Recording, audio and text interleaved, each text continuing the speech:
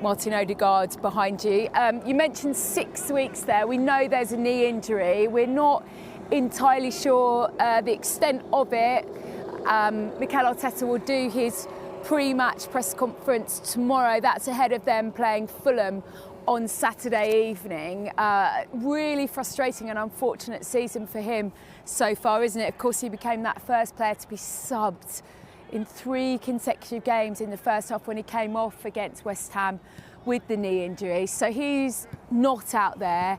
Noni Madueke is another who's struggling with a bit of a knee injury. I'm sure Arteta will update his fitness tomorrow after arriving at Arsenal, and he really hit the ground running. He's been a bit of a superstar, hadn't he, in those first few games.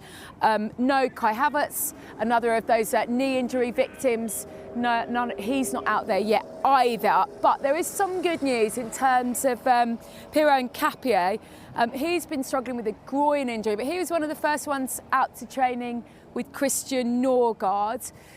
No Ben White, we're not exactly sure as to why, but everybody else who you'd expect to be out there is out there, and a lot of them arrive in really good spirits after a pretty successful few days away with their international teams. The likes of Saka and Eze, Rice, Lewis Skelly, all out there, obviously secured England's qualification to the World Cup. The Brazilian pair of Gabriel and Martinelli both scored for Brazil.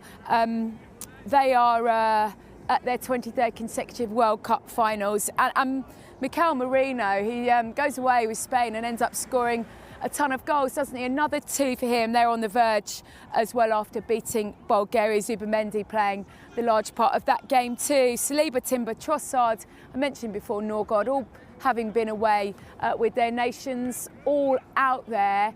Most of them got back to the club at some point yesterday, and they are now, getting ready to play Fulham on the weekend.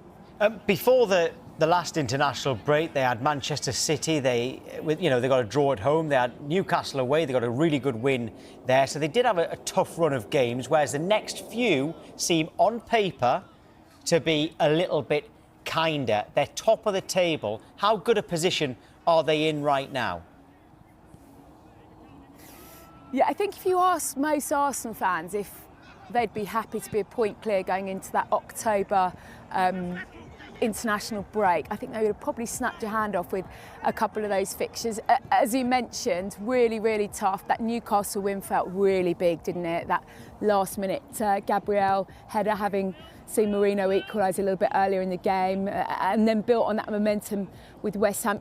You look at the fixtures and you think, before the next international break, they play Fulham, Palace, Burnley and Sunderland in the Premier League, with the likes of Madrid and Slavia Prague in there for Europe, and Brighton away in the Cup. But, they only managed to draw at Fulham last season, and those sort of games really cost them come the end of the season. Palace, we know the form they're in at the moment. And then, of course, it is away at Burnley and away at Sunderland. So, you look at it on paper and you think there are points to be had here before that next international break. And it's just for Arsenal now about keeping up.